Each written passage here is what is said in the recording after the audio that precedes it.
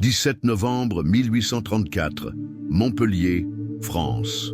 La pluie tombait sans relâche sur les pavés luisants de Montpellier ce matin-là. L'horloge de la place de la Comédie venait de sonner 8 heures lorsque Pierre Valmont, jeune assistant de 23 ans au service du docteur Jacques Moreau, se présenta aux portes du commissariat central. Son visage blême et ses mains tremblantes trahissaient une agitation inhabituelle. « J'ai besoin de parler au commissaire Dufour », murmura-t-il au sergent de garde. « C'est une affaire de la plus haute importance. » Le commissaire François Dufour, homme austère de 47 ans, connu pour son intransigeance et sa rigueur, reçut Valmont dans son bureau austère. Les minutes qui suivirent allaient bouleverser l'histoire de Montpellier et ébranler les fondements même de la communauté médicale française. « Monsieur le commissaire, je suis l'assistant du docteur Jacques Moreau depuis exactement 7 mois et 12 jours, commença Valmont, la voix hésitante. Ce que j'ai découvert hier soir dans la demeure du docteur, je ne peux plus le garder pour moi. Le récit que livra Pierre Valmont ce matin-là était d'une précision clinique. La veille, alors que le docteur Moreau assistait à une conférence à la faculté de médecine, l'assistant avait été chargé de récupérer certains documents dans le bureau personnel du médecin. Une clé tombée derrière une bibliothèque avait éveillé sa curiosité. Elle n'ouvrait ni les placards ni les tiroirs du bureau. « J'ai cherché pendant près d'1 heure, monsieur le commissaire. Et puis, j'ai trouvé cette porte dissimulée derrière une tapisserie dans la cave principale. La clé s'y adaptait parfaitement. Ce que Valmont découvrit derrière cette porte le marqua à jamais. Un escalier étroit descendait vers un sous-sol, dont l'existence était inconnue du personnel de la maison. L'air y était lourd, vicié. Les murs suintaient d'humidité. Au début, je n'entendais que des gouttes d'eau. Puis, il y a eu ces murmures, ces pleurs étouffés. Le témoignage se poursuivit, implacable. Dans ce sous-sol, aménagé en laboratoire, 12 enfants étaient enchaînés au mur. Âgés de 4 à 12 ans, ils présentaient tous des cicatrices méthodiques sur différentes parties du corps. Certains avaient le crâne partiellement rasé, marqué de tracés précis. D'autres portaient des incisions récentes, soigneusement suturées. 3 d'entre eux ne bougeaient plus, monsieur.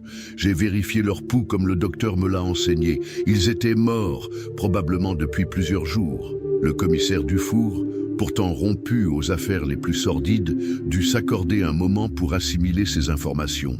Sur son bureau, il disposa avec méthode les notes que Valmont avait subtilisées, des pages couvertes de l'écriture soignée du docteur Moreau, documentant ce qu'il appelait l'étude transcendantale de l'esprit infantile. Le docteur y détaille ses théories sur la localisation de l'âme dans le cerveau humain, expliqua Valmont. Il est convaincu que les enfants, n'étant pas encore corrompus par la société, sont plus proches du divin. Ces expériences visent à cartographier ce qu'il nomme les régions célestes de la conscience. À 9h17 précisément, le commissaire Dufour mobilisa une brigade de 6 hommes. À 10h05, ils encerclèrent la demeure du docteur Moreau, une imposante bâtisse de pierre calcaire située à la périphérie est de Montpellier, isolée au milieu d'un domaine de 4 hectares. Jacques Moreau, 52 ans, professeur respecté à la faculté de médecine et membre correspondant de l'Académie des sciences, ne montra aucune résistance lors de son arrestation. Son calme dérangeant frappa les témoins présents. « Ces enfants sont les instruments de ma recherche », déclara-t-il simplement aux officiers qui l'escortaient. « L'humanité comprendra un jour l'importance de mes travaux. » Dans les heures qui suivirent, les autorités découvrirent l'ampleur de l'horreur. Les enfants, décharnés et traumatisés, furent confiés aux soins de l'Hôtel-Dieu Saint-Éloi. Une fouille minutieuse de la propriété révéla des journaux détaillant 6 années d'expérimentation systématique, des dessins anatomiques d'une précision troublante, des échantillons de tissus cérébraux conservés dans des bocaux étiquetés méticuleusement. Le docteur Antoine Brissot, médecin légiste mandaté par la justice, documenta l'état des 9 survivants. Les sujets présentent des signes de malnutrition chronique et de déshydratation. Tous portent des marques d'intervention chirurgicale répétées, principalement au niveau crânien. Certaines cicatrices suggèrent des procédures de trépanation.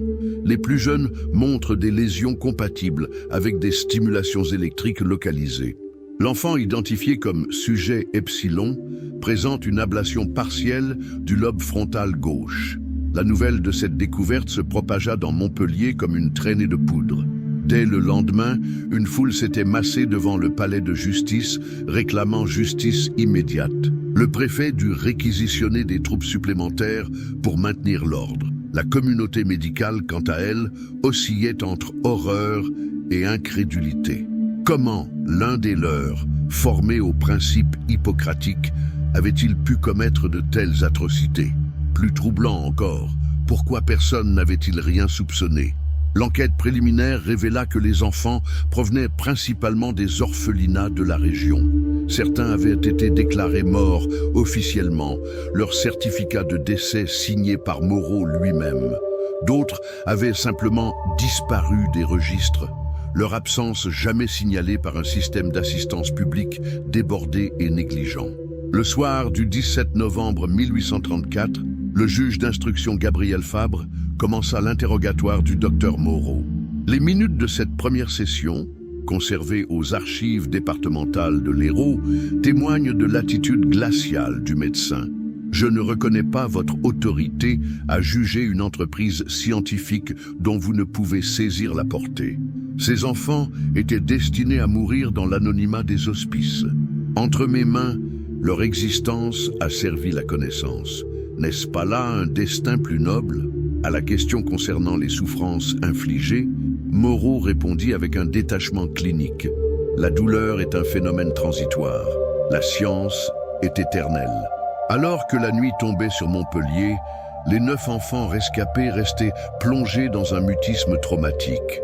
Seule une fillette d'environ 8 ans, identifiée comme sujet lambda dans les notes de Moreau, rompit brièvement le silence. Il disait que nos têtes contenaient des étoiles, murmura-t-elle à sœur Clémence, la religieuse chargée de veiller sur elle. Il voulait les libérer pour les compter. 19-23 novembre 1834, Montpellier, France. Le bureau du juge d'instruction. Gabriel Fabre se transforma rapidement en centre névralgique de l'enquête. 3 jours après l'arrestation du docteur Moreau, les murs de la pièce austère disparaissaient sous les documents saisis à la demeure du médecin. Carnets de notes, correspondances, croquis anatomiques et journaux personnels s'empilaient en colonnes ordonnées, témoins silencieux d'une descente méthodique dans l'abomination. Ces documents remontent à 1828, nota le greffier Étienne Maillard dans son rapport du 19 novembre. 6 années complètes d'observations consignées avec une rigueur scientifique irréprochable. L'équipe constituée pour analyser cette masse documentaire comprenait 2 médecins assermentés, un professeur d'anatomie et un spécialiste des maladies mentales. Ce dernier, le docteur Henri Lamarque, directeur de l'asile Saint-Alban, fut particulièrement marqué par sa lecture. « J'ai rarement vu pareille cohérence dans le délire », déclara-t-il au juge Fabre. Moreau a construit un système explicatif complet, articulant ses théories autour d'une conception mystique de la neuroanatomie. Les premiers documents dataient précisément du 7 avril 1828. Cette date marquait, selon les écrits de Moreau, l'illumination initiale. Dans un carnet à couverture de cuir brun, il relatait une autopsie pratiquée sur une fillette de 6 ans décédée de fièvre typhoïde à l'Hôtel-Dieu. En examinant la structure cérébrale de l'enfant, j'ai été frappé par la luminosité particulière des tissus du lobe pariétal, une translucidité que je n'ai jamais observée chez les sujets adultes. Cette découverte fortuite confirme mon intuition. Les enfants possèdent une connexion physiologique avec le divin que l'âge adulte érode progressivement. La cartographie de cette connexion pourrait révolutionner notre compréhension de l'âme humaine. Les pages suivantes décrivaient une évolution troublante dans la pensée du médecin. D'abord limité à l'observation post-mortem, Moreau commença à théoriser la nécessité d'études sur des sujets vivants. Un passage daté du 23 novembre 1829 marquait un tournant décisif. Les tissus se détériorent trop rapidement après le décès. Les configurations énergétiques que je cherche à cartographier s'estompent en quelques heures. Seule l'observation du cerveau vivant permettra des avancées significatives. J'ai obtenu l'autorisation d'examiner des patients épileptiques à l'hospice. C'est insuffisant. Il me faut des sujets vierges de pathologie, disponibles pour des observations prolongées. Le docteur Lamarck identifia dans ces lignes le basculement vers la transgression. C'est à ce moment précis que Moreau franchit la frontière entre la science et l'obsession pathologique, souligna-t-il dans son rapport au juge. Le 20 novembre 1834, les enquêteurs découvrirent un registre tenu avec une méticulosité administrative. Y figuraient les noms, âges et provenances des 12 enfants. En recoupant ces informations avec les archives des orphelinats de la région, le commissaire Dufour établit une chronologie glaçante. Le premier enfant, un garçon de 7 ans, nommé Thomas Leclerc, avait été prélevé le 14 février 1830. La dernière acquisition datait du 3 septembre 1834. Marie Duplantier, 4 ans, disparue de l'hospice de la Miséricorde. Une correspondance échangée avec un certain H.L. à Paris suggérait l'existence d'un réseau facilitant l'acquisition des enfants. Les lettres, codées sous l'apparence d'échanges scientifiques, mentionnaient des spécimens et des arrangements financiers. L'identité de ce complice devint une priorité pour les enquêteurs. Le 21 novembre, une découverte particulièrement troublante vint éclairer la méthode employée par Moreau. Un cahier intitulé « Protocole d'éveil » détaillait les étapes de ses expériences. Phase 1, isolation sensorielle. Le sujet est maintenu dans l'obscurité totale pendant 72 heures. Cette étape prépare le détachement des ancrages terrestres de la conscience. Phase 2, purification. Régime liquide exclusivement composé d'eau distillée et de solutions nutritives à base de glucose, magnésium et phosphore. Voir formule page 17. Durée 14 jours. Phase 3. Cartographie préliminaire. Sous légère sédation, traçage des zones d'intérêt sur le crâne selon la méthode de triangulation astrale. Phase 4. Stimulation localisée. Application de courants électriques calibrés sur les points de jonction célestes. Enregistrement systématique des réactions. Phase 5. Accès chirurgical. Trépanation des zones présentant la plus forte réactivité lumineuse. Observation directe des tissus. Prélèvement séquentiel. Phase 6. Communion. À ce stade, seuls les sujets gamma, θ et kappa ont atteint cette phase. Résultat consigné dans le registre scellé. Ce dernier registre, fermé par un mécanisme à combinaison, résista initialement aux efforts des enquêteurs. Ce n'est que le 22 novembre qu'un serrurier parvint à l'ouvrir, révélant des observations qui firent frémir même les médecins aguerris. Sujet gamma, jour 340 de l'étude. Lors de la stimulation du point céleste P7, jonction temporo-pariétale droite, l'enfant a manifesté une luminescence oculaire pendant 47 secondes. Ses pupilles dilatées reflétaient une constellation identique à celle visible dans le ciel nocturne du 14 mai. Phénomène reproductible à 3 reprises. Sujet θ, jour 298. L'ablation progressive de la dure-mère a révélé des pulsations synchronisées avec la respiration de l'expérimentateur. Le contact direct avec le tissu cérébral établit une résonance émotionnelle. J'ai ressenti physiquement ces souvenirs d'avant la captivité. Sujet kappa, jour 412. Après l'injection de la solution transcendantale dans le ventricule latéral gauche, l'enfant a récité pendant 17 minutes des séquences numériques correspondant aux coordonnées célestes du système Cassiopée. Aucune connaissance préalable en astronomie n'est possible. Preuve irréfutable de l'accès aux connaissances universelles via les structures cérébrales infantiles. Le professeur d'anatomie, bouleversé par ces lectures, demanda à être relevé de ses fonctions. Ces textes ne relèvent plus de la science mais de la démence mystique, écrivit-il dans sa lettre de démission. Pendant ce temps, à l'Hôtel-Dieu Saint-Éloi, les 9 enfants survivants recevaient des soins intensifs sous la supervision du docteur Émile Rousseau. Leur état physique s'améliorait lentement, mais les séquelles psychologiques demeuraient insondables. Un rapport médical daté du 23 novembre notait « Les sujets maintiennent un mutisme quasi total ». Les tentatives d'examen des cicatrices déclenchent des crises de panique. 4 d'entre eux présentent des épisodes de catalepsie lorsqu'ils sont exposés à certains stimuli, notamment la lumière directe du soleil. La fillette, identifiée comme lambda, dessine compulsivement des cercles concentriques qu'elle remplit de symboles incompréhensibles. Le juge Fabre, conscient de l'importance des témoignages de ses enfants, tenta d'établir un contact par l'intermédiaire d'une religieuse qui avait gagné leur confiance relative. Sœur Clémence rapporta ces bribes de conversation. L'un des garçons plus âgés, que nous appelons provisoirement Joseph, m'a chuchoté que le docteur cherchait les étoiles cachées dans leur tête. Selon lui, Moreau leur expliquait qu'ils étaient des vaisseaux du divin et que leur souffrance était le prix nécessaire pour révéler la vérité céleste. Plus inquiétant encore, Joseph semble convaincu que le docteur reviendra terminer son grand œuvre. Le 23 novembre, l'enquête prit une dimension nouvelle lorsque les autorités découvrirent, dissimulée dans une cavité murale du laboratoire souterrain, une correspondance avec plusieurs membres éminents de la communauté scientifique européenne. Ces lettres, soigneusement codées, suggéraient que certains aspects des recherches de Moreau étaient connus et même encouragés par un cercle restreint de savants partageant ses convictions mystiques. Une lettre particulière, signée par un certain professeur Wilhelm Stern de l'université de Heidelberg, contenait ce passage révélateur. Votre méthode d'accès direct aux structures célestes de la conscience infantile représente une avancée considérable. Les résistances institutionnelles à ces explorations sont le fait d'esprits timorés, incapables de transcender les limitations morales conventionnelles au nom du progrès.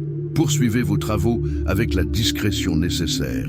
L'histoire jugera favorablement notre quête de vérité absolue.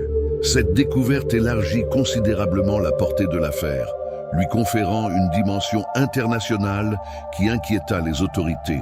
Le préfet de l'Hérault, dans une communication confidentielle au ministre de l'Intérieur datée du même jour, exprimait ses préoccupations. L'affaire Moreau pourrait révéler l'existence d'un réseau scientifique clandestin opérant à l'échelle européenne. Les ramifications potentielles au sein de nos propres institutions médicales sont préoccupantes. Je recommande la plus grande prudence dans la conduite publique de cette enquête. À mesure que les enquêteurs progressaient dans l'analyse des documents, une question lancinante s'imposait. Comment un homme respecté, professeur estimé à la faculté de médecine, avait-il pu mener de telles expériences pendant des années sans éveiller le moindre soupçon?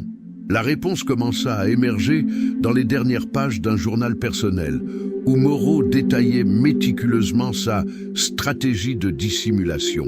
La respectabilité est le masque parfait de l'audace scientifique. Mes cours à la faculté, mes publications orthodoxes sur l'anatomie cérébrale me confèrent l'immunité nécessaire. J'ai soigneusement construit mon personnage public. Le veuf dévoué à la science, légèrement excentrique mais fondamentalement conformiste. Personne ne songe à questionner mes absences, mes commandes de matériel, mes recherches bibliographiques. L'aveuglement collectif est mon plus précieux allié. 24-30 novembre 1834, Montpellier, France. La 4e audience d'interrogatoire du docteur Moreau débuta le 24 novembre à 10 heures précises. Contrairement aux séances précédentes, où il avait maintenu une attitude de détachement clinique, le médecin montra ce jour-là une agitation inhabituelle. Le greffier nota que ses mains, habituellement immobiles, tapotaient nerveusement le bord de la table d'acajou. « Qu'avez-vous fait de mes carnets de la phase 6 ?» demanda-t-il abruptement au juge Fabre, avant même le début officiel de la séance. Ces documents sont d'une importance capitale pour la postérité scientifique. Cette inquiétude soudaine concernant des documents spécifiques orienta les investigations vers un nouvel angle. Une perquisition supplémentaire fut ordonnée dans la demeure déjà minutieusement fouillée. Dans les combles de la maison, dissimulée sous une latte du plancher, les enquêteurs découvrirent une boîte métallique scellée à la cire. Elle contenait un unique carnet relié de cuir noir, portant l'inscription « Transcendance, phase ultime ». Le contenu de ce carnet ne fut jamais rendu public dans son intégralité. Les extraits consignés dans le dossier judiciaire témoignent cependant d'une évolution terrifiante dans les expérimentations. 27 août 1834. Le sujet Iota, garçon 11 ans, a atteint aujourd'hui le stade de dissolution corporelle après 14 jours de préparation transcendantale. Pendant les 47 minutes précédant son décès clinique, il a manifesté les signes indiscutables de la communion céleste. Pupilles dilatées, reflétant des constellations non visibles dans notre hémisphère. Vocalisation en langue primordiale. Lévitation partielle du membre supérieur droit. Le décès a libéré une décharge d'énergie lumineuse, visible à l'œil nu. Échantillon prélevé pour analyse spectrale. Le médecin légiste Antoine Brissot, chargé d'examiner le corps de l'enfant désigné comme Iota, confirma des traces d'interventions chirurgicales multiples, mais attribua la cause du décès à une défaillance systémique résultant de malnutrition sévère et de traumatismes répétés. Aucune mention de phénomènes lumineux ne figurait dans son rapport officiel. Pendant ce temps, à l'Hôtel Dieu, le docteur Rousseau tentait d'établir un protocole thérapeutique adapté aux jeunes rescapés. Une difficulté majeure se présentait.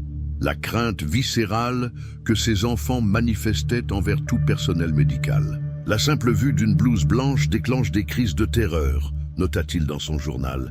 Les instruments médicaux, même les plus anodins, provoquent des réactions de panique incontrôlables.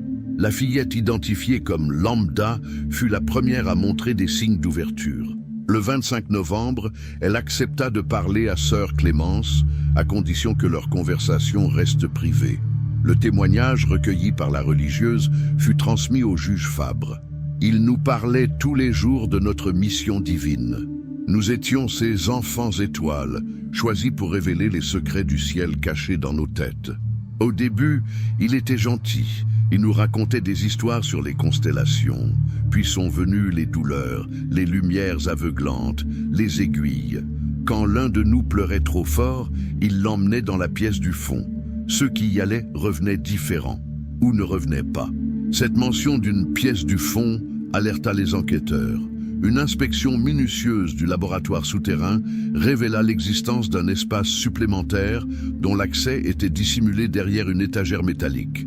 Cette pièce exiguë, au mur entièrement recouvert de miroirs, contenait un dispositif complexe décrit par les experts comme une chaise de contention équipée d'un système de fixation crânienne et d'un appareil de projection lumineuse. Le 27 novembre, un nouveau témoignage vint éclairer la fonction de cette installation. Le garçon, surnommé Joseph, estimé à 12 ans, accepta de parler au commissaire Dufour à condition que celui-ci retire son uniforme.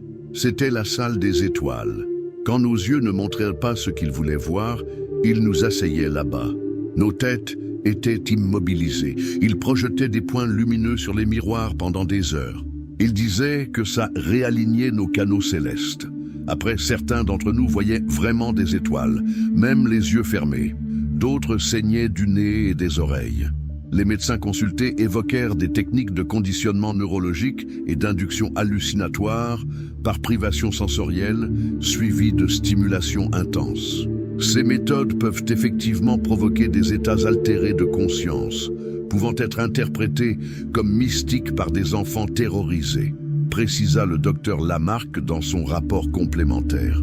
Le 28 novembre, une délégation de la faculté de médecine de Montpellier, conduite par son doyen, le professeur Augustin Delorme, demanda officiellement à être reçue par le juge d'instruction.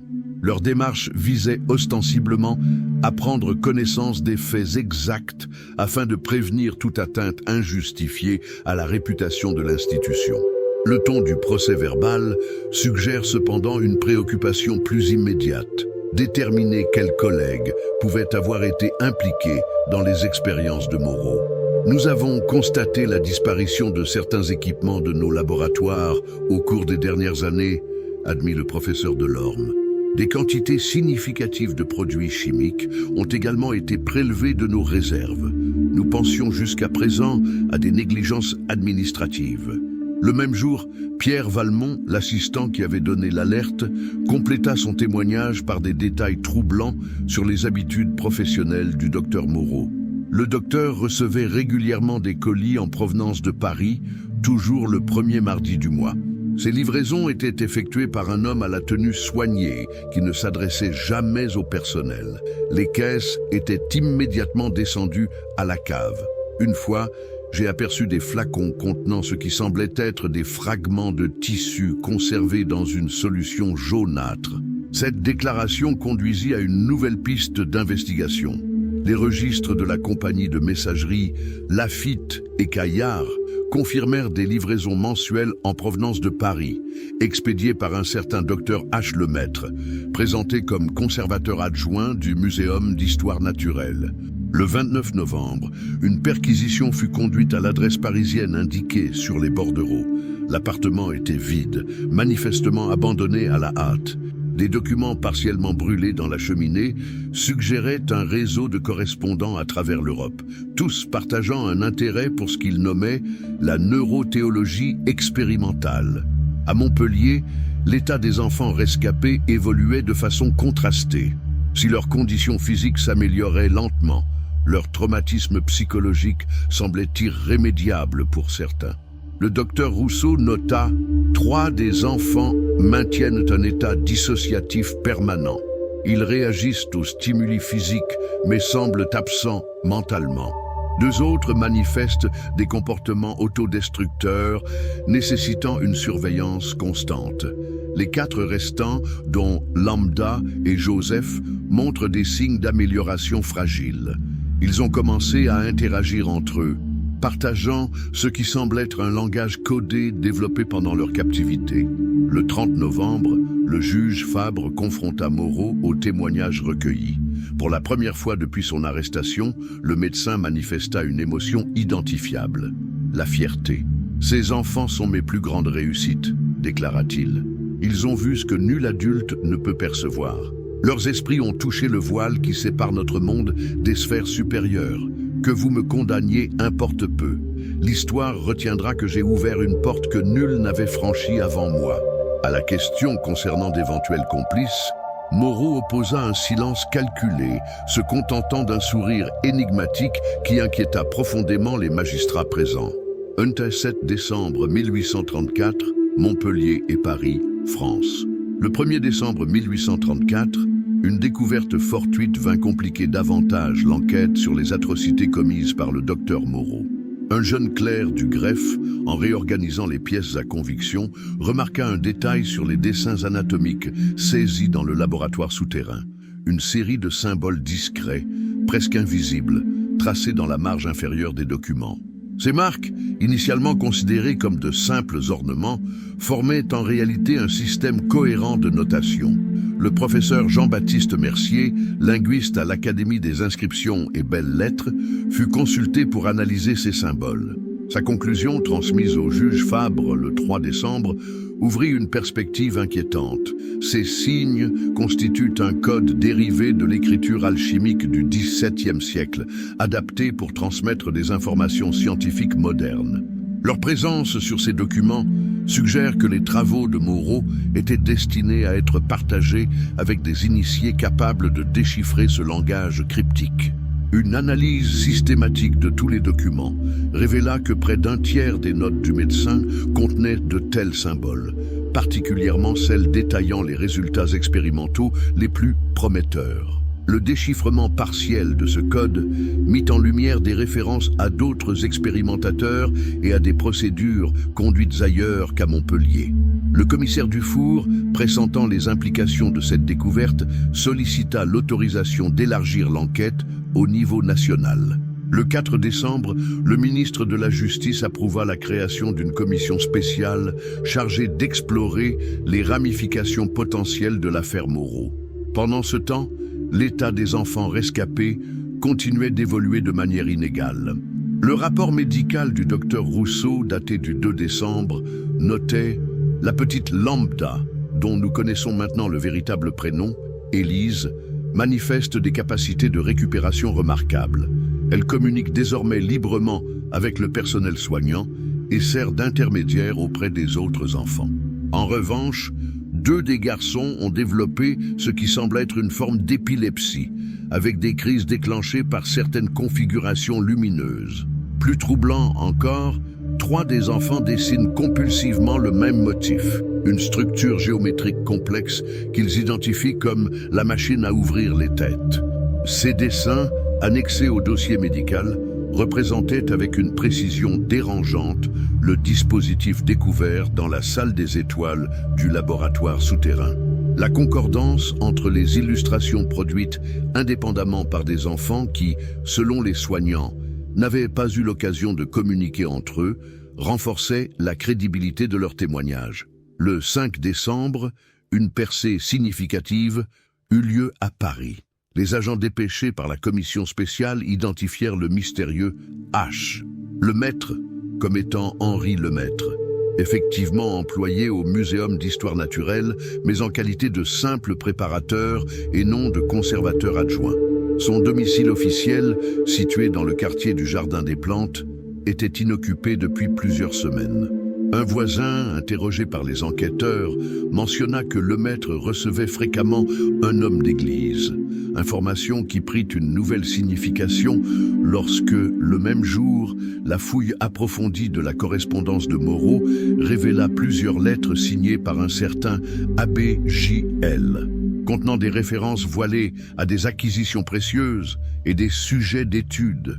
À Montpellier, le juge Fabre intensifia l'interrogatoire de Moreau, confrontant le médecin à ces nouvelles découvertes. Pour la première fois, le détenu montra des signes d'inquiétude. « Vous ne comprenez pas l'ampleur de ce que vous perturbez », déclara-t-il. « Nos travaux dépassent les considérations mesquines de votre justice provinciale. Nous avons des protecteurs plus puissants que vous ne pouvez l'imaginer. » Cette allusion à des protecteurs coïncida avec un événement troublant, le 6 décembre.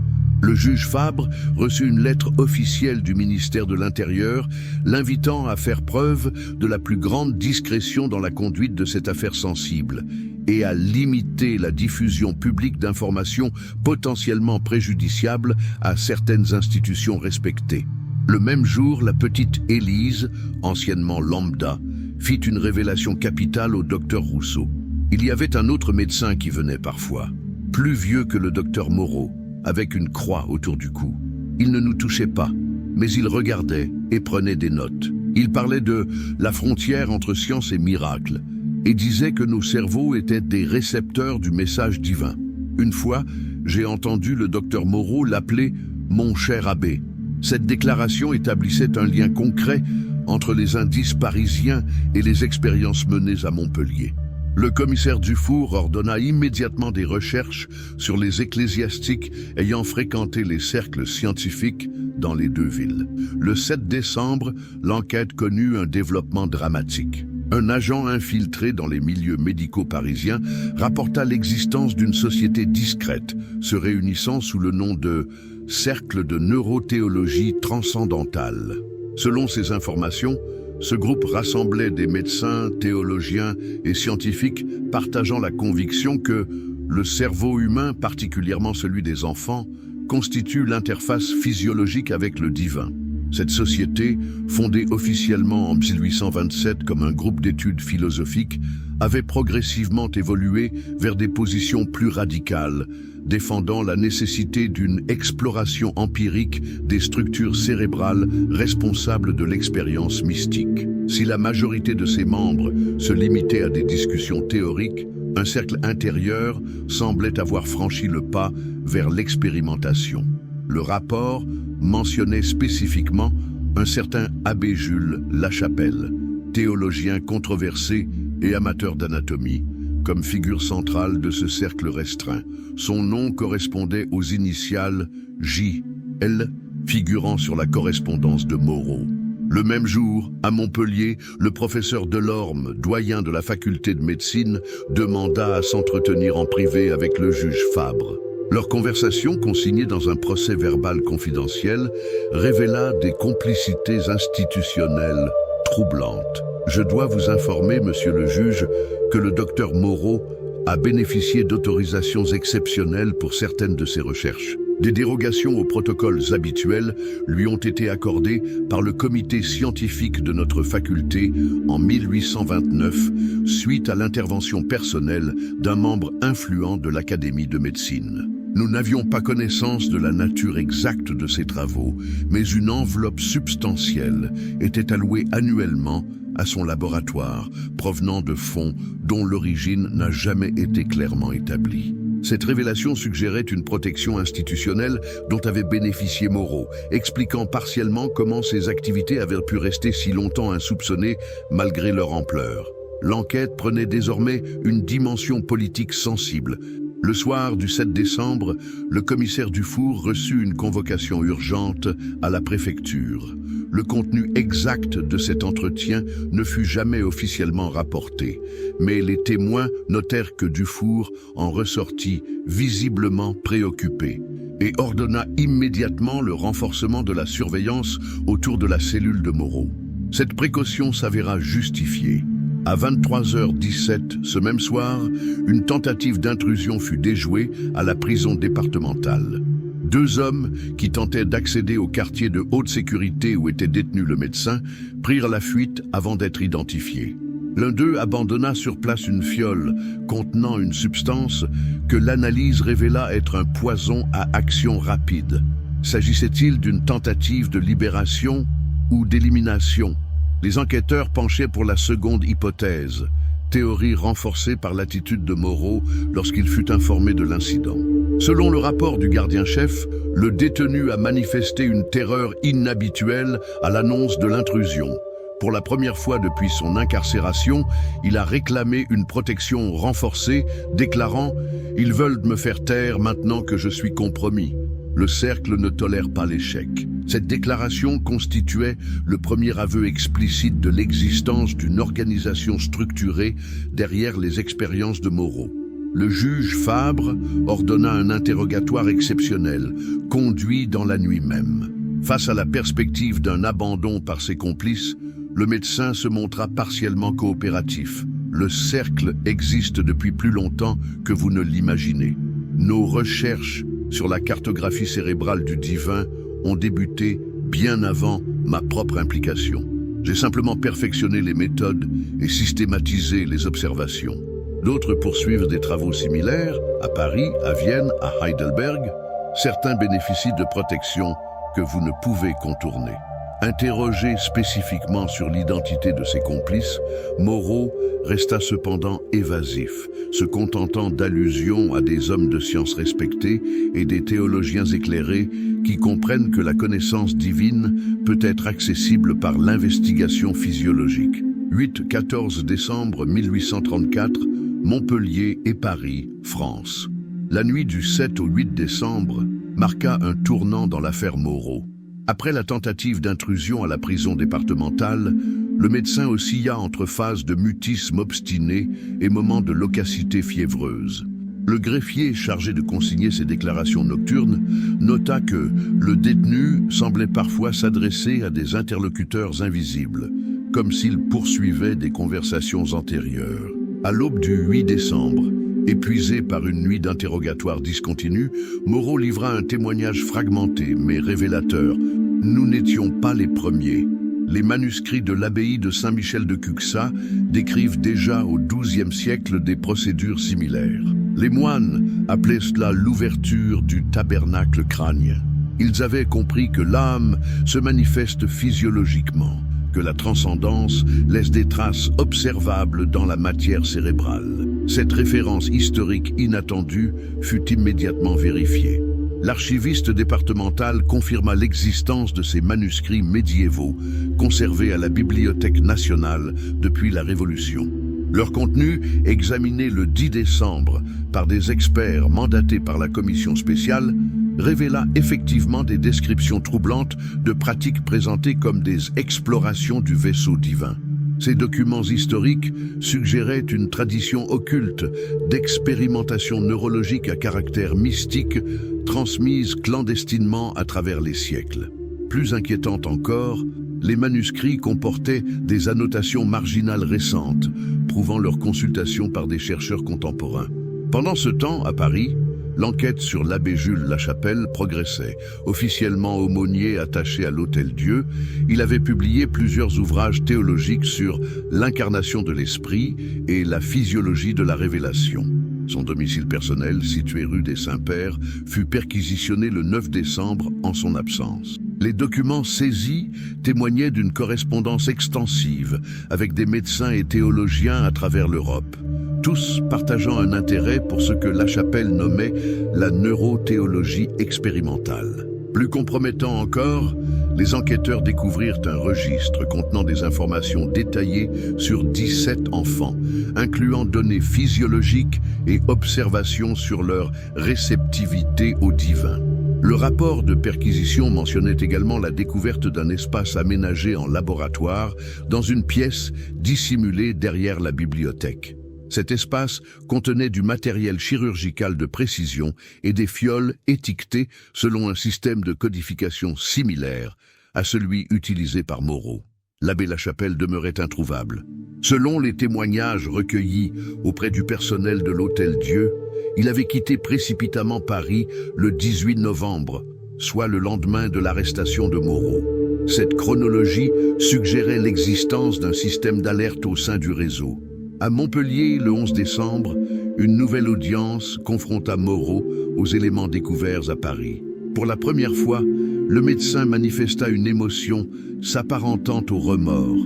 L'abbé a toujours prétendu que nos travaux servaient un dessein supérieur, que nous révélions la gloire divine inscrite dans la chair. Je l'ai cru pendant des années, mais ces dernières directives trahissaient une autre ambition. Ce n'était plus la connaissance qu'il recherchait, mais le pouvoir. Il parlait de domestiquer l'étincelle divine pour l'utiliser à des fins que je n'approuvais pas. Cette déclaration suggérait une rupture au sein du cercle dirigeant le réseau. Rupture que les enquêteurs tentèrent d'exploiter pour obtenir davantage d'informations. Moreau resta cependant évasif sur la nature exacte des fins poursuivies par Lachapelle, se contentant d'allusions à des applications qui dépassent le cadre scientifique ou théologique. Le même jour, à l'Hôtel-Dieu Saint-Éloi, le docteur Rousseau enregistra un phénomène troublant. 3 des enfants rescapés manifestèrent simultanément des symptômes identiques, pupilles dilatées, tremblement des membres supérieurs et récitation de séquences numériques incompréhensibles. Cet épisode, qui dura exactement 17 minutes, se termina aussi brusquement qu'il avait commencé, laissant les enfants dans un état d'épuisement profond. Ce comportement évoque un conditionnement synchronisé, nota Rousseau dans son rapport, comme si une stimulation précise avait été implantée dans leur système nerveux, programmée pour se déclencher à un moment déterminé. Cette observation renforçait l'hypothèse selon laquelle les expériences de Moreau visaient non seulement à observer, mais aussi à programmer des réponses neurologiques spécifiques chez ces sujets. L'objectif ultime de ces manipulations demeurait cependant obscur. Le 12 décembre, une découverte fortuite apporta un nouvel éclairage sur l'affaire. Un agent chargé de surveiller les visiteurs de l'Hôtel-Dieu remarqua un homme d'apparence ecclésiastique qui observait discrètement le pavillon où étaient soignés les enfants. Interpellé, l'individu tenta de fuir avant d'être appréhendé. Il s'agissait de Gabriel Dussart, ancien novice ayant quitté les ordres en 1830, identifié comme un associé proche de l'abbé Lachapelle. L'interrogatoire de Dussart révéla qu'il avait été chargé d'évaluer l'état des enfants rescapés, particulièrement celui désigné comme sujet kappa dans les notes de Moreau. Selon ses déclarations, ce jeune garçon présentait des manifestations exceptionnelles qui en faisaient le cas le plus avancé de l'expérimentation. L'enfant a atteint la phase de résonance, affirma Dussart. Son cerveau peut servir de récepteur et d'émetteur. C'est pour cela que l'abbé le veut. Il est la clé du grand œuvre. Ces déclarations, initialement considérées comme délirantes, prirent une nouvelle dimension lorsque le docteur Rousseau confirma que l'enfant connu sous le nom de Kappa, identifié depuis comme Étienne Vernet, âgé de 10 ans, était précisément l'un de ceux ayant manifesté les comportements synchronisés observés la veille. Le 13 décembre, 2 développements parallèles accélérèrent l'enquête. À Paris, les autorités découvrirent dans les archives de l'assistance publique que 19 enfants avaient été transférés de divers orphelinats vers une institution privée entre 1831 et 1834, sur ordre direct du ministère de l'Intérieur. Cette institution, officiellement décrite comme un établissement expérimental d'éducation pour enfants exceptionnels, était placée sous la supervision scientifique d'un comité incluant l'abbé Lachapelle. Simultanément, à Montpellier, l'analyse des derniers documents saisis chez Moreau révéla l'existence d'un système de communication codé utilisant la presse médicale. Des articles publiés dans le Journal de physiologie expérimentale contenaient, dissimulés dans des références bibliographiques fictives, des messages destinés aux membres du réseau.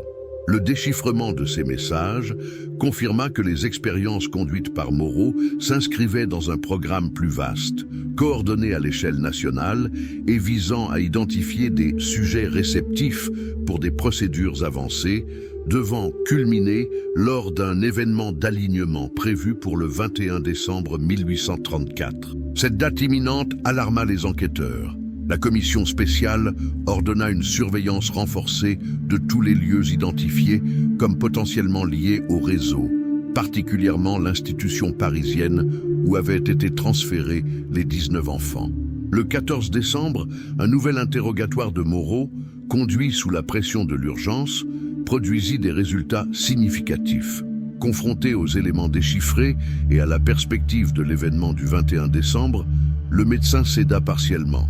L'alignement céleste qui se produira ce jour-là crée des conditions optimales pour la manifestation. Les sujets préparés serviront de réceptacle à l'influx divin. Lachapelle est convaincu que cette concentration d'énergie permettra la matérialisation physique de l'intelligence supérieure avec laquelle il prétend communiquer depuis des années. Pressé de clarifier ses déclarations ésotériques, Moreau expliqua que le cercle de neurothéologie transcendantale avait progressivement dérivé de sa mission scientifique originelle vers des pratiques s'apparentant davantage à un culte.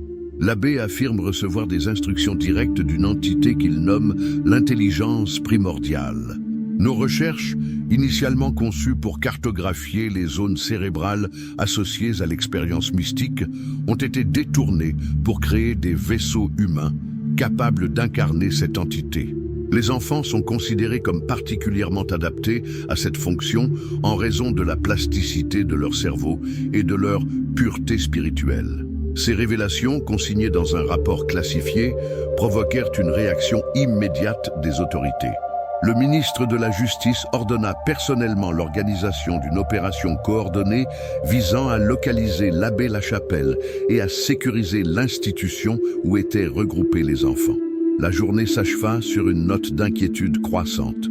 Un message crypté, intercepté entre Paris et Lyon, suggérait que Lachapelle avait anticipé l'intensification de l'enquête et modifié ses plans. La référence à une procédure alternative et à un site secondaire laissait craindre que l'événement d'alignement puisse se dérouler dans un lieu encore non identifié par les enquêteurs. À Montpellier, la nuit du 14 au 15 décembre fut marquée par un incident troublant. Les 9 enfants rescapés manifestèrent simultanément des signes d'agitation extrême, se réveillant à la même heure en criant la même phrase « Il appelle, les étoiles s'ouvrent ». Entre 18 décembre 1834, Montpellier, Paris et Lyon, France. L'aube du 15 décembre révéla l'ampleur du phénomène observé durant la nuit. Le docteur Rousseau, dans son rapport urgent au juge Fabre, détailla les manifestations survenues simultanément chez les 9 enfants rescapés. À exactement 3h17, tous les enfants, y compris ceux qui étaient jusqu'alors catatoniques, se sont redressés dans leur lit. Leurs pupilles, anormalement dilatées, reflétaient une luminosité que plusieurs membres du personnel soignant ont décrite comme phosphorescente. Pendant précisément 12 minutes, ils ont répété en chœur la phrase « Il appelle, les étoiles s'ouvrent ». Puis ils ont dessiné frénétiquement sur tout support disponible une configuration géométrique complexe représentant ce qui semble être une carte céleste. Les dessins, joints au rapport, présentaient une cohérence troublante. Tous représentaient la même disposition stellaire avec une précision dépassant largement les connaissances astronomiques attendues chez des enfants de cet âge. Le professeur André Blanchard, astronome à l'Observatoire de Paris, consulté d'urgence, confirma que cette configuration correspondait à un alignement planétaire rare prévu pour le 21 décembre 1834. Plus troublant encore, les dessins incluaient des corps célestes invisibles à l'œil nu et des annotations symboliques évoquant d'anciennes représentations astrologiques. Ces enfants ont soit été endoctrinés avec des connaissances astronomiques avancées, soit manifestent une forme de perception inexplicable, conclut prudemment le scientifique. À Paris, l'opération visant l'institution où étaient regroupés les 19 enfants transférés fut lancée à midi.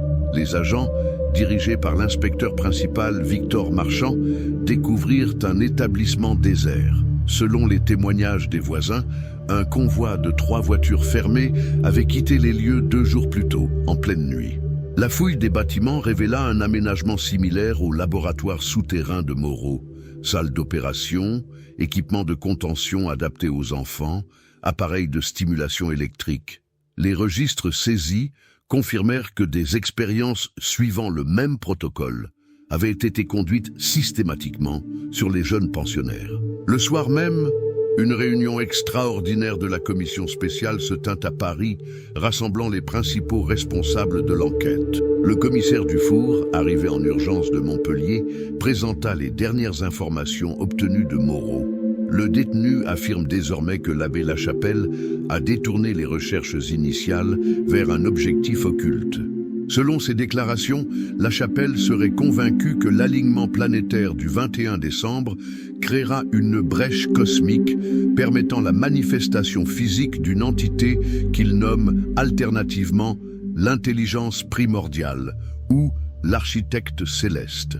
Les enfants conditionnés serviraient de vaisseau d'incarnation pour cette entité. Ces révélations, oscillant entre délire mystique et manipulation psychologique, furent accueillies avec scepticisme par plusieurs membres de la commission. Le docteur Lamarck, spécialiste des troubles mentaux, suggéra que Moreau pourrait simplement déployer une stratégie de défense basée sur l'aliénation mentale. Cependant, les preuves matérielles accumulées et la coordination évidente des actions du réseau plaidaient pour une organisation structurée poursuivant un objectif déterminé, quelle que soit la rationalité de cet objectif. Le 16 décembre, une percée significative orienta l'enquête vers Lyon. Un agent infiltré dans les milieux ecclésiastiques rapporta qu'un groupe de religieux dissidents, excommuniés en 1829 pour hérésie et pratiques contraires à la doctrine, avait établi une communauté dans une ancienne chartreuse à 30 km au nord de la ville. Cette communauté, officiellement vouée à l'étude des textes apocryphes et de la tradition hermétique chrétienne, était dirigée par un certain père Maxence, nom sous lequel l'abbé Lachapelle était connu dans certains cercles ésotériques. Une opération de surveillance discrète fut immédiatement mise en place. Les rapports préliminaires confirmèrent une activité inhabituelle autour de l'ancienne chartreuse, arrivée de plusieurs véhicules, livraison de matériel, renforcement des mesures de sécurité. Parallèlement, à Montpellier, l'état des enfants rescapés devint préoccupant. Le docteur Rousseau signala une détérioration physiologique inexplicable. Malgré les soins prodigués, tous les enfants présentent désormais des symptômes identiques: fièvre intermittente, dilatation pupillaire persistante, période d'absence cognitive suivie de phases d'agitation extrême. Plus inquiétant encore, ces manifestations semblent synchronisées, comme si leurs organismes répondaient à un stimulus externe commun. Le jeune Étienne, anciennement sujet Kappa, considéré comme le cas le plus avancé des expérimentations, fut le premier à manifester des signes critiques. Le 17 décembre à 14h23, il subit une violente convulsion, suivie d'un état cataleptique. Lors de son bref retour à la conscience, il prononça une phrase qui glaça le personnel médical. « Les portes s'ouvrent dans nos têtes. Ils arrivent par les étoiles que le docteur a plantées dans nos cerveaux. » 3 heures plus tard, 2 autres enfants succombèrent à des symptômes similaires. L'autopsie pratiquée par le docteur Brissot révéla des lésions cérébrales inexplicables. Des zones entières du cortex présentaient une dégénérescence accélérée, comme si le tissu nerveux avait été soumis à une intense activité électrique. Plus troublante encore, l'examen microscopique des tissus cérébraux montra la présence de structures cristallines, microscopiques, implantées le long des principaux faisceaux nerveux. Le rapport d'analyse précisait « Ces formations, composées principalement de silicates modifiés, ne correspondent à aucune structure pathologique ou artificielle connue. Leur disposition systématique exclut une origine naturelle. » Cette découverte renforça l'hypothèse selon laquelle les expériences de Moreau et Lachapelle dépassaient le cadre de simples observations neurologiques pour inclure des formes d'implantation ou de modification structurelle du cerveau. Le juge Fabre, informé de ces développements alarmants, ordonna le transfert immédiat de Moreau à Paris pour un interrogatoire direct par la commission spéciale. Le médecin, confronté aux résultats des autopsies, manifesta une réaction inattendue, non pas du remords, mais une forme d'exaltation scientifique. « Les cristaux fonctionnent comme prévu, murmura-t-il. Ils établissent le réseau de résonance. L'abbé avait raison sur ce point, même si ses intentions sont corrompues. » Pressé d'expliciter cette déclaration, Moreau livra des informations techniques détaillées sur ce qu'il nommait le processus de cristallisation neurale. Nous avons découvert que certaines structures cristallines, correctement calibrées et implantées à des jonctions nerveuses spécifiques, peuvent amplifier et moduler l'activité électrique cérébrale. Notre hypothèse initiale était purement scientifique. Créer un réseau neuronal augmenté permettant d'explorer les zones du cerveau associées aux expériences mystiques. Mais Lachapelle a détourné cette technologie. Il est convaincu que ces réseaux cristallins peuvent servir de porte pour des entités extérieures. L'interrogatoire se poursuivit tard dans la nuit, Moreau oscillant entre explications techniques lucides et divagations pseudo-théologiques. Un élément crucial émergea cependant. La confirmation que le 21 décembre, à l'apogée de l'alignement planétaire, Lachapelle prévoyait d'activer simultanément le réseau cristallin implanté chez tous les enfants sous son contrôle. Il appelle cela la communion transcendantale, expliqua Moreau.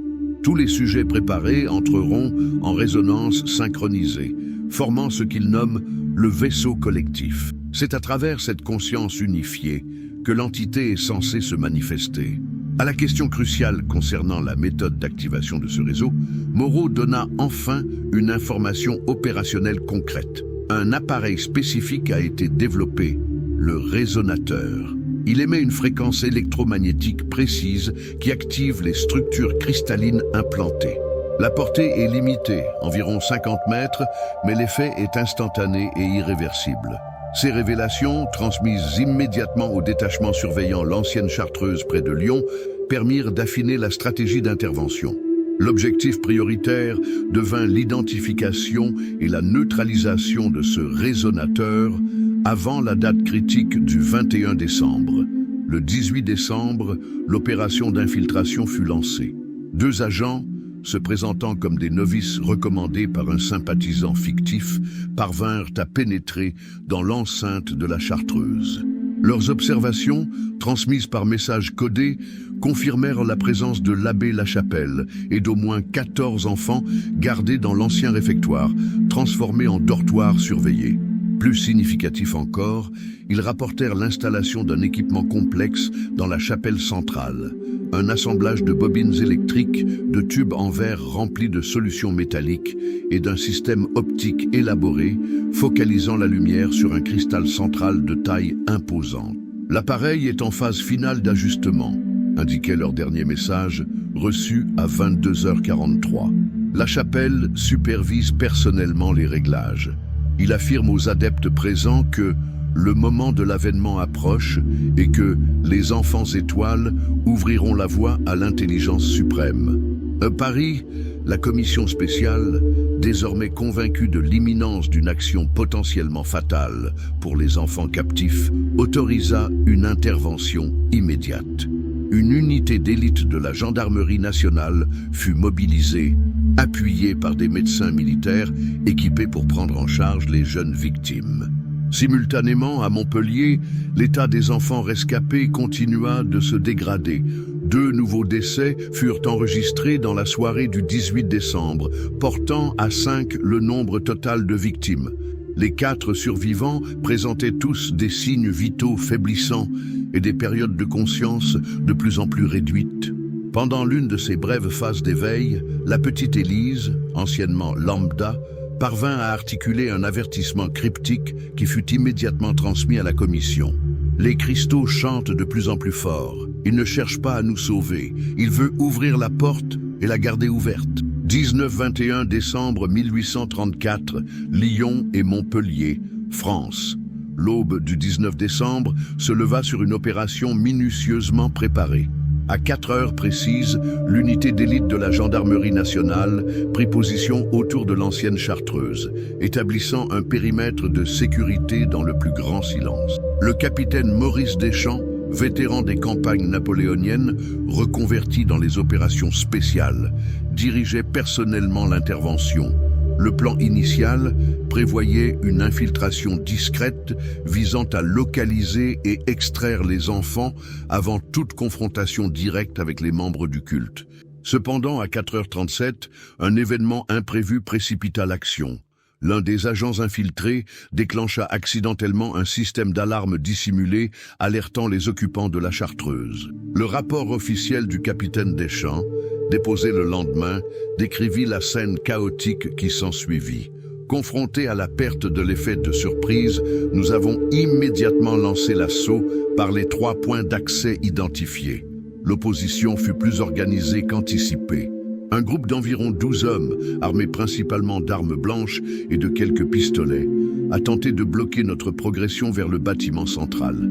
La résistance a été neutralisée en 7 minutes, avec 2 blessés légers dans nos rangs et 4 adversaires gravement touchés.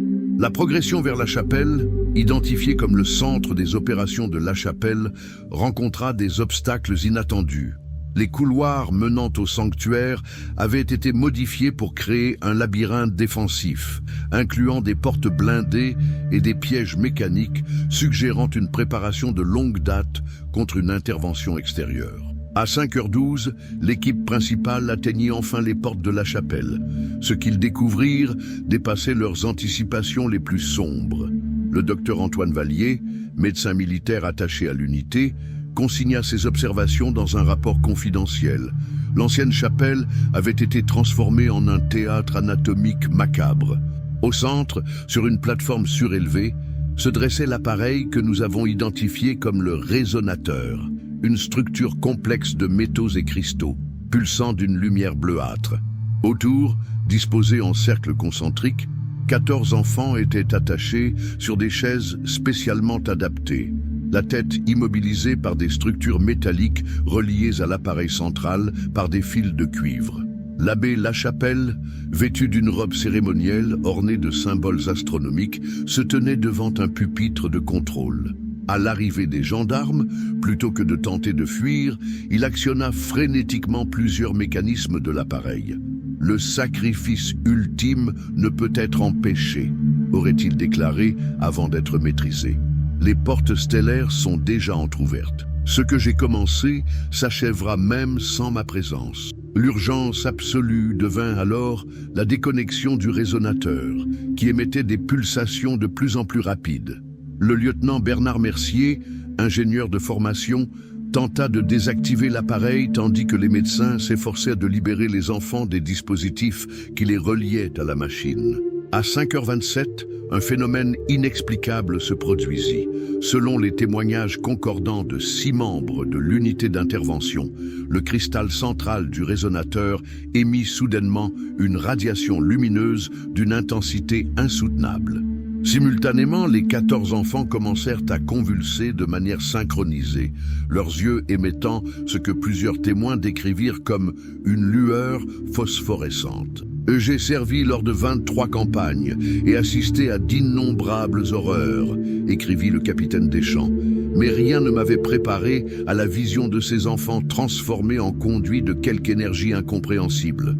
Leur corps, parcouru de spasmes violents, semblait animé par une force extérieure. Le lieutenant Mercier, au péril de sa vie, parvint à sectionner les connexions principales du résonateur, provoquant une série d'explosions mineures dans l'appareil. L'effet fut immédiat. Les enfants retombèrent dans un état d'inconscience, libérés de l'emprise de la machine.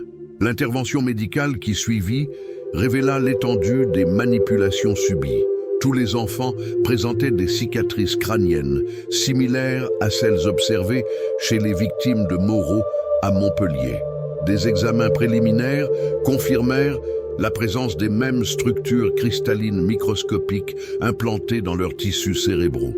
L'abbé Lachapelle, maîtrisé et placé sous haute surveillance, manifesta une alternance de phases d'exaltation mystique et d'abattement profond. Lors de son premier interrogatoire formel, conduit à 11h42 par le procureur spécial dépêché de Paris, il livra une déclaration troublante « Vous êtes arrivé trop tard. L'activation initiale a été réalisée. » La résonance est établie. Les cristaux continueront à amplifier la fréquence jusqu'à l'alignement final. Chaque enfant préparé est désormais un portail en développement. Pendant que les autorités s'efforçaient de décrypter ces allusions ésotériques, à Montpellier, le docteur Rousseau observa une aggravation dramatique de l'état des 4 enfants survivants. À 12h17 exactement, soit moins de 7 heures après l'activation partielle du résonateur près de Lyon, tous entrèrent simultanément dans un état de crise convulsive identique à celui décrit par les témoins de l'intervention. Le rapport médical détaille la progression alarmante des symptômes. Les convulsions ont duré précisément 8 minutes, suivies d'une rigidité cadavérique temporaire. Puis, à notre stupéfaction, les 4 enfants se sont redressés à l'unisson, malgré leur état d'épuisement antérieur. Leurs pupilles, intégralement dilatées, reflétaient la même luminescence observée précédemment.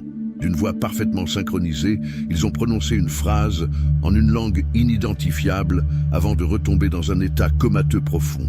Cette manifestation simultanée chez des enfants séparés par plusieurs centaines de kilomètres de l'appareil activé près de Lyon confirmait l'hypothèse d'une résonance à distance entre les structures cristallines implantées.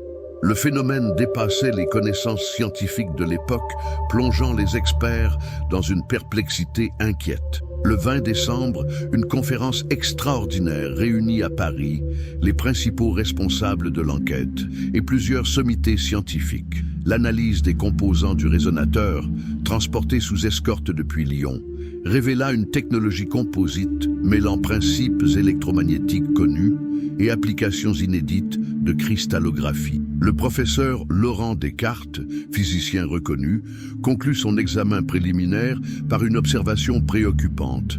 Cet appareil combine des connaissances scientifiques avancées avec des éléments qui dépassent l'état actuel de nos savoirs. Certains composants, notamment le cristal central et les alliages métalliques des conducteurs, présentent des propriétés que nos instruments ne peuvent pleinement analyser. L'origine de cette technologie soulève des questions troublantes. Parallèlement, l'interrogatoire approfondi de l'abbé Lachapelle commençait à révéler la genèse du projet. Ancien professeur de théologie à la Sorbonne, il avait été déchu de ses fonctions en 1825 pour déviance doctrinale. Ses travaux théoriques initiaux portaient sur l'incarnation physique du divin dans la matière nerveuse humaine, une hypothèse considérée comme hérétique par les autorités ecclésiastiques. « Ma révélation est venue en 1821, déclara-t-il aux enquêteurs. Lors d'une nuit de méditation intense, j'ai perçu la présence de l'intelligence primordiale. Elle m'a révélé que l'univers matériel n'est qu'une membrane séparant notre réalité d'une dimension supérieure. Le cerveau humain, dans certaines configurations, peut servir d'interface entre ces plans d'existence. Cette révélation l'avait conduit à rechercher des collaborateurs scientifiques capables de traduire ces visions mystiques en protocoles expérimentaux concrets. Sa rencontre avec Moreau en 1827, lors d'un colloque sur les bases neurologiques de l'expérience religieuse, avait marqué le début de leur collaboration funeste. Moreau possédait le génie technique qui me manquait, admit Lachapelle. Sa fascination pour la cartographie cérébrale complétait parfaitement ma quête théologique. Ensemble, nous avons identifié les structures cérébrales impliquées dans la transcendance et développé les moyens de les amplifier. Quant au choix d'expérimenter sur des enfants, Lachapelle le justifiait par un raisonnement glacial. Seul le cerveau infantile possède la plasticité nécessaire pour accueillir les implants cristallins sans rejet. De plus, leur conscience, non encore rigidifiée par les constructions sociales, reste perméable à l'influence directe de l'intelligence supérieure. Le récit de Lachapelle culminait avec l'évocation de l'événement d'alignement prévu pour le 21 décembre. Un moment où, selon ses calculs, la configuration astrale créerait une résonance cosmique amplifiant l'effet des structures cristallines implantées dans les cerveaux des enfants. À l'apogée de l'alignement, tous les sujets préparés entreront en synchronisation parfaite, formant un réseau neuronal unifié transcendant les limitations spatiales. Cette conscience collective servira de vaisseau d'incarnation à l'intelligence primordiale, lui permettant de se manifester physiquement dans notre plan d'existence. Face à ces déclarations oscillantes entre délire mystique et hypothèses scientifiques aberrantes, les autorités restaient les partagées quant à la réalité du danger. Certains considéraient Lachapelle comme un simple manipulateur utilisant un vernis pseudo-scientifique pour justifier des expérimentations criminelles. D'autres, impressionnés par la sophistication du résonateur et les phénomènes observés chez les enfants, craignaient qu'une forme de technologie inconnue soit effectivement à l'œuvre. Le 21 décembre arriva, chargé d'une tension palpable. À Montpellier comme à Lyon, les enfants victimes des expérimentations furent placés sous surveillance médicale renforcée. Des spécialistes en électromagnétisme installèrent des équipements de mesure autour de leur lit, cherchant à détecter toute manifestation anormale. L'alignement planétaire calculé par les astronomes devait atteindre son apogée à 15h47 précise. À mesure que cette heure approchait, les rapports médicaux signalèrent une augmentation graduelle des signes vitaux chez tous les enfants, y compris ceux qui étaient jusqu'alors dans un état comateux profond. 21 décembre 1834, 17 février 1835, Montpellier, Lyon et Paris, France. À 15h30, le 21 décembre, les médecins surveillant les enfants de Montpellier et Lyon notèrent les premiers signes d'une activité neurologique anormale.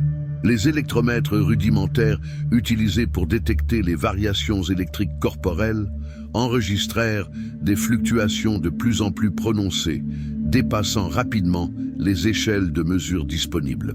Le docteur Rousseau, dans son rapport minuté, décrivit la progression du phénomène.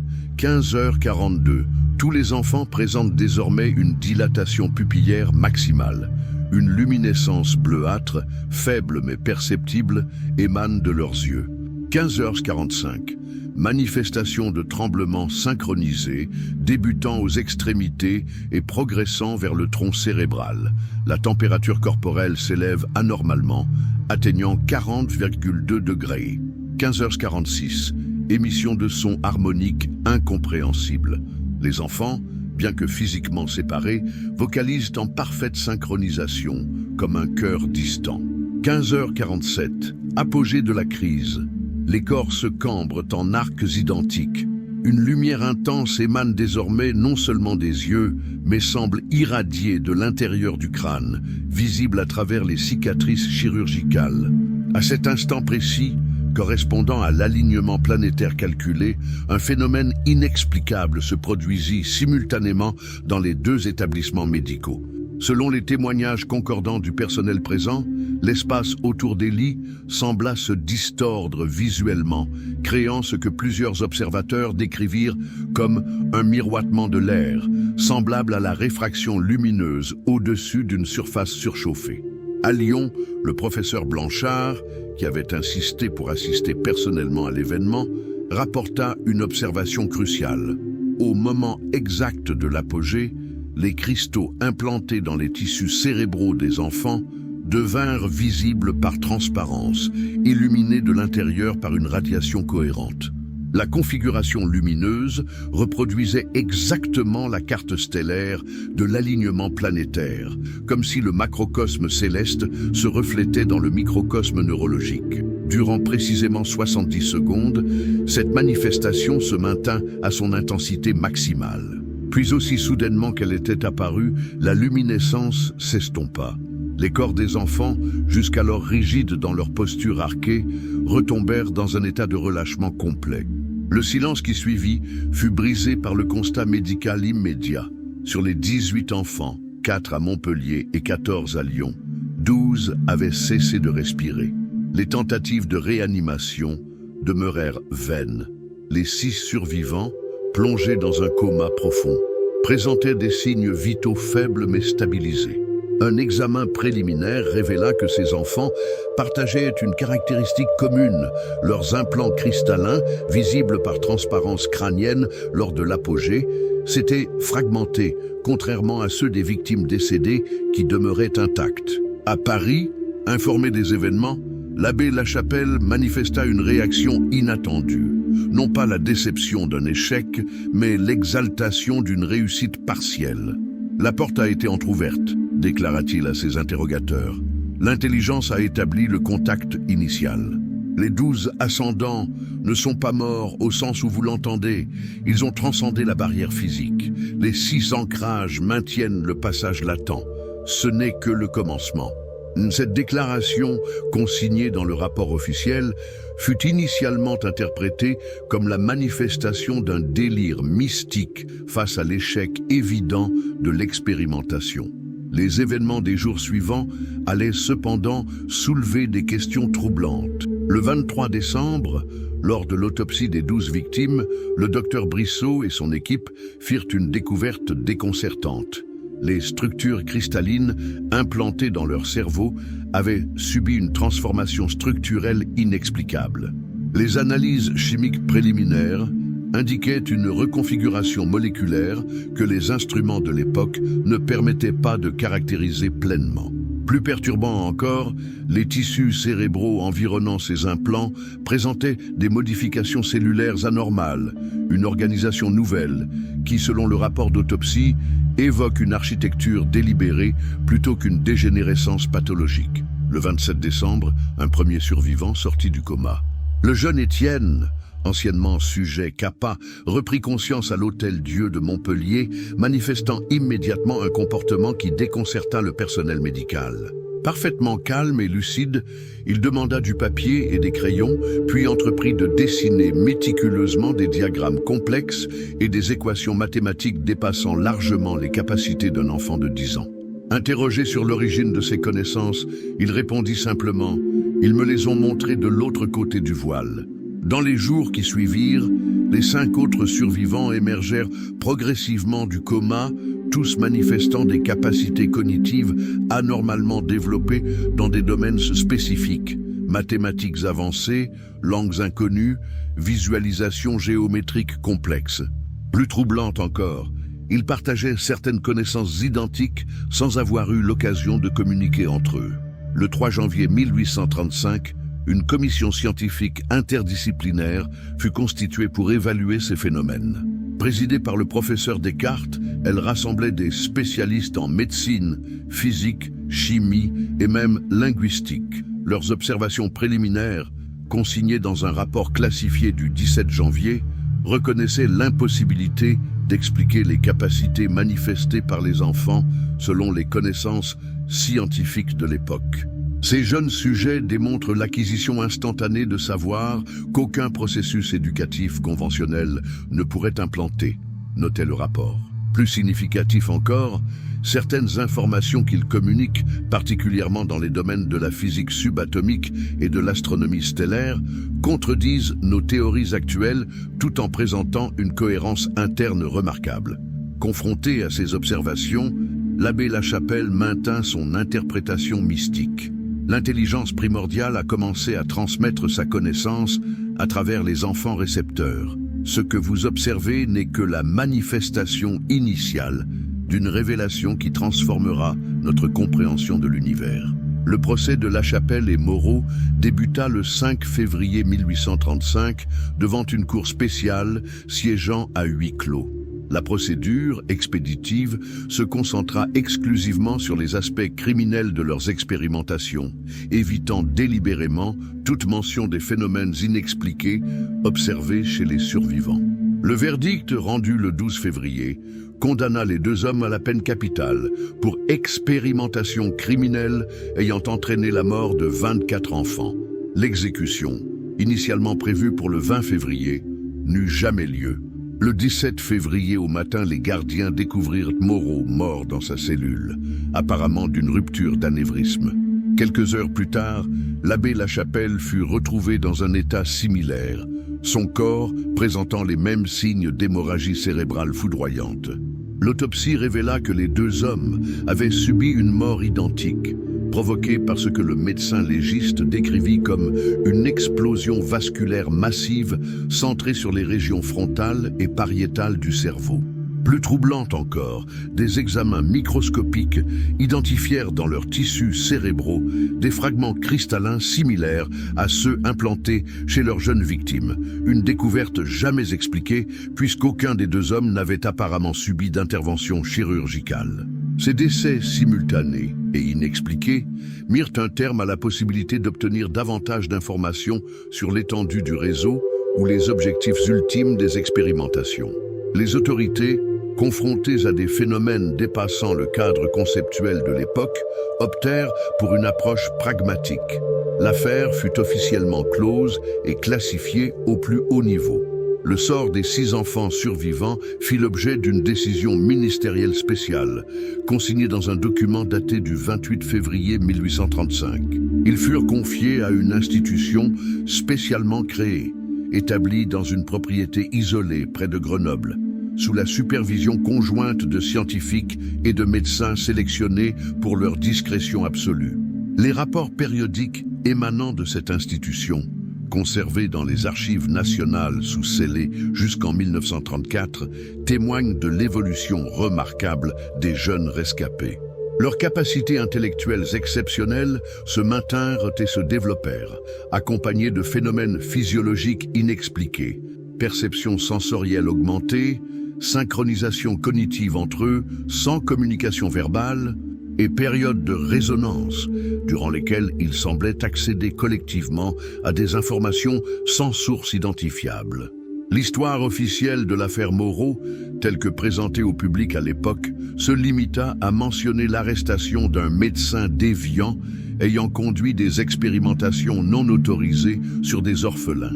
Les détails concernant la nature exacte des expériences, l'implication de l'abbé Lachapelle et les phénomènes observés chez les survivants furent soigneusement omis des archives accessibles. Plusieurs décennies plus tard, en 1897, le professeur Émile Durand, historien des sciences à la Sorbonne, tenta de reconstituer les événements dans un ouvrage intitulé « L'affaire des enfants étoiles, sciences obscures et mysticisme à l'ère romantique ». Sa recherche fut brutalement interrompue par une intervention directe du ministère de l'Intérieur.